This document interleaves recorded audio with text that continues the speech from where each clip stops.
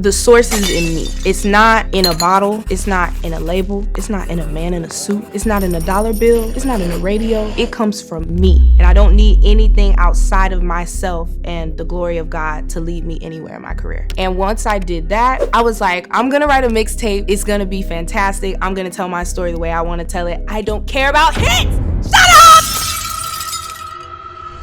Unless you've been completely off the grid for the past few months, you have most likely heard of Doechii, the TDE rapper going viral for her most recent mixtape, Alligator Bites Never Heal. Everyone from Kendrick Lamar to Billie Eilish is praising this new project, and for good reason. But the popularity is not just due to the music, but the very smart marketing tactics used to draw the viewer's attention. In this video, I will be going over 3 of those techniques, as well as the very subtle psychological tricks Doechii used to connect the viewer to the project.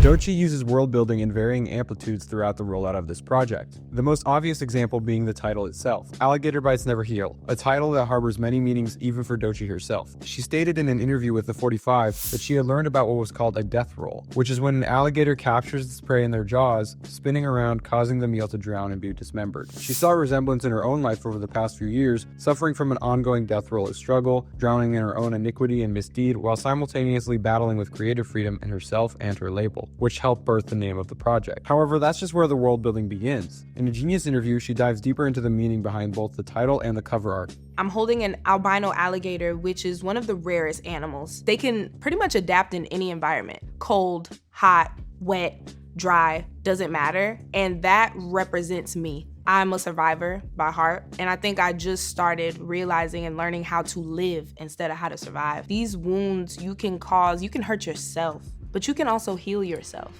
and you will heal. Of course, we wouldn't be able to mention a good rollout without the role color played in it. And once again, green played a very important role. I think 2024 was the year for the green albums. We had Brat, 2093, Chromacopia, Green Lips, and Alligator Bites was no exception, although it was a mixtape, but you know what I mean. The green was inspired by both Doechii's and the alligator's natural environment, the swamp, as she is from Tampa, Florida. She dubbed herself the Swamp Princess for this rollout, further playing into this aesthetic. On her tour, she had swamp foliage on the stage, as well as my personal favorite part of this rollout, her genius style guide. For a lot of people going to a concert, the most important part is either their outfit or how many hundreds of dollars they're going to spend on shitty merch. By giving her fans a guide of what to wear, it not only helped her fans figure out their fashion, but helped Doechii create a deeper connection with them and the fans with the project. But hold on, looking at all these videos and pictures and interviews, for a rollout based around the swamp aesthetic, there aren't a lot of swamp elements. Now that I think about it, the only elements of the swamp are the foliage on the stage design and the alligator on the cover. So why did this work so well to create the visual brand of this mixtape? Well, Doechii used the power of abstract minimalism. There is a quote by minimalist painter Frank Stella that says, "What you see is what you see." And I think that perfectly summarizes what Doechii's intent was with this rollout, to keep it simple and impactful. When you try to put too many visual elements consistently throughout a rollout, it can get distracting and even at times extremely gimmicky. When you simplify it too much, it can seem like there is no artistic vision or individuality. But Doechii found the perfect sweet spot. The different tones of swamp green throughout her public appearances, whether it be through performances, interviews, or music videos, all completely make sense in that world. By removing outside design distractions, we were able to clearly focus on the visual identity of this mixtape, and she was able to experiment with different formats. Even a time-traveling sitcom music video starring Brad Pitt made complete sense because of the way they used color. Movement is medicine, you know.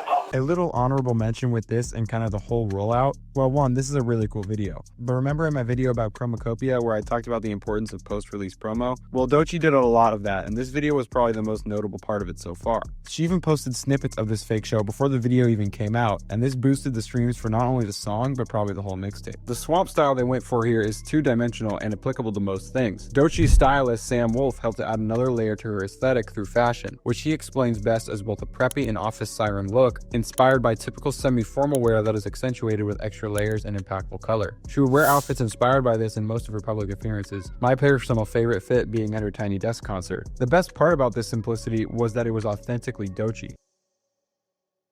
Alligator Bites Never Heal was Doechii's most accurately self-reflecting project to date, and the rollout was no different. One of her main focuses with this project was to not make what she calls TikTok music. Remember what I said earlier about her struggles with creative freedom and independence from her label? This is coming back in similar themes. I love TikTok, and I also grew up on the internet, so I'm not against anything blowing up on the internet or marketing your music on TikTok and stuff like that. TikTok is an incredible tool, but I don't want hip-hop or art to get distracted and lost in trying to make music for a computer. It's people who are using the computer to consume the music, and I think think we're getting confused, Doechii says on an interview with 45. Even if TikTok does get banned, I think the TikTok music label will still just move on to another app, even if it's under a new name. Doechii isn't the only artist that has struggled with the TikTok artist label. Tommy Richmond, most popular for his hit singles Devil Is a Lie and $1 Million Baby, has constantly been berated with the TikTok artist accusations. I think this is a false label for Richmond because his music is genuine and is not trying to appease to virality, even though it did. People often just see a song that is catchy and gets popular on TikTok and immediately go to pigeonhole that artist into one viral hit. And this is what Doechii is trying to stray away from. She wants to create art no matter how catchy or viral it may be. She was fine with what it is being a hit. In fact, she even bragged about it on Boom Bap. I just can't sing a little bit. I mean, that shit was a hit. Top 100, what it is. Numero uno, what it is. But she's also proud of her not as commercially successful songs because 9 times out of 10, those are the better ones artistically. The rollout for the mixtape was no different. She stuck to what was authentic to her. The Swamp Princess title and the darker tones of green, embracing her Floridian roots. The symbolism with the alligator reflecting her drowning of problems with everyday life. Every interview and song expressing her struggles with hip-hop, drugs, and everything in between. She has explained that putting this piece of work out has made her feel like she is on a cloud and that she is 100% walking in her purpose. Even the choice of a mixtape instead of an album allowed her to have more breathing room with her creativity, crediting the choice to less expectation in politics, letting her lower the risk of disappointment, even though when push came to shove, any letdown was near non-existent. Doechii's continued passion and expression has proven to come out on top, and her future is one of the brightest right now in the hip-hop scene. Her skill to build a world with such simplicity and truth is as rare as it is difficult, and I hope it sets an example for others to follow, because this could be a refreshing new take on how to build a project's brand. In my opinion, both the mixtape and the brand around it equally reflect the problems with the industry as well as what we can do to keep the art of it alive. Doechii proved that you can be commercially successful without trying too hard to appease to a computer. Because in the end, humans are really the only things that can actually connect to art. Doechii's story is a great example that less is more, and that authenticity will always be the better route. Before I end this video, I want to shed some light on the horrible fires in LA right now. This is leaving many homeless losing almost all of their belongings, and it's truly devastating. So I just wanted to link some donation links as well as resources for anybody affected that are down in the description. Even if you don't want to donate or are unable, spreading awareness helps, especially if you have any sort of platform, which is what I want to do here with my small but strong 2,700 subscribers. So please everyone, stay safe out there. Even if you're around the area, you probably want to wear a mask, stay hydrated, and evacuate if you need to, because nothing is worth risking your life. Thank you for watching and keep evolving.